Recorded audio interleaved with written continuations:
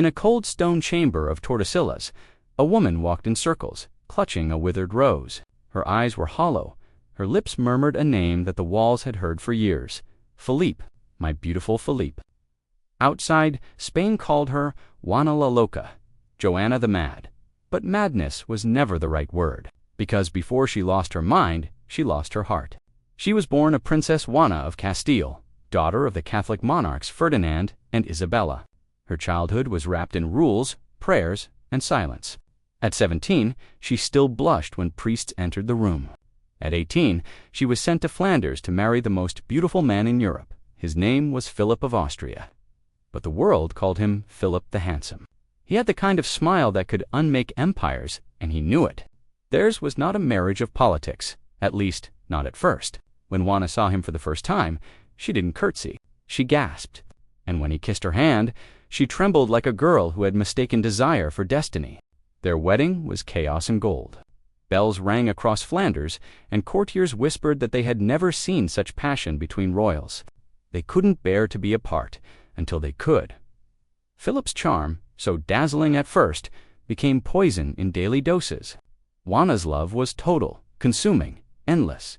She wanted only him, his smile, his breath, his attention. But Philip was a man of games and glances. He flirted with every woman who crossed his path. Finding pleasure in what wounded his wife most at first, she begged him to stop. Then she screamed.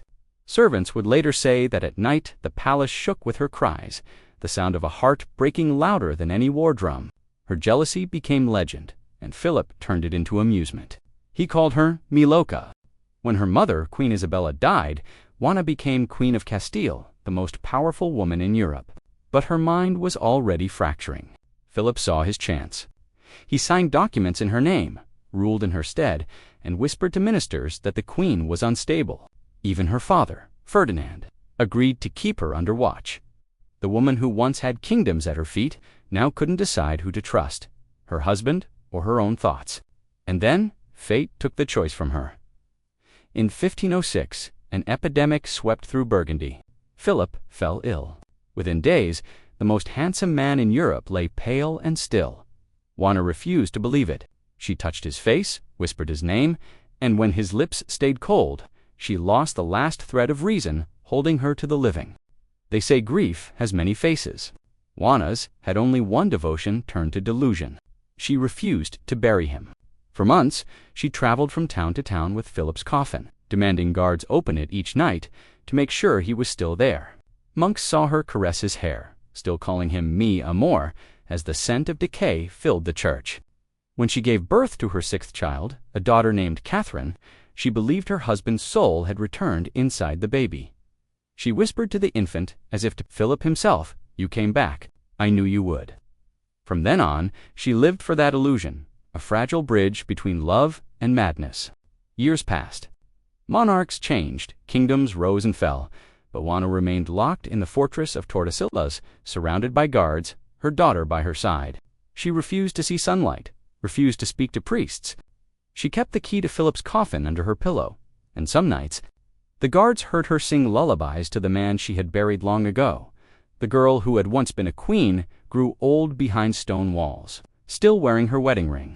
Her beauty faded, but her love never did. Even in her final years, when her hands shook and her eyes dimmed, she whispered one name over and over until her breath stopped. They called her mad. But was she mad or just too human for the crown she wore? Juana loved beyond reason, in a world that only understood power.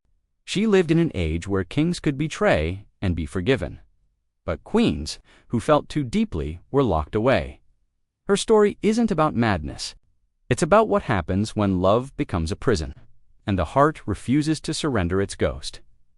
Hit if you believe that sometimes the greatest insanity is loving too much.